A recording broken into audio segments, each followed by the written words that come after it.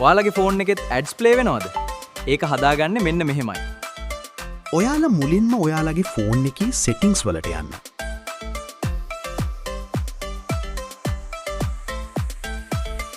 Connection වලට යන්න.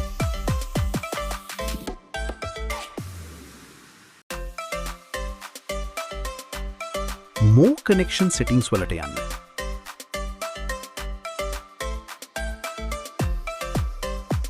Private DNS වලට යන්න. ඒකේ automatic වලට වැටලා තියෙන ටික් එක private DNS provider hostname කියන එකට දාගන්න. ඒකේ type කරන්න තියෙන තැන මම type කරලා තියෙන dns.adguard.com කියන එක හරියටම type කරගන්න. Save දෙන්න.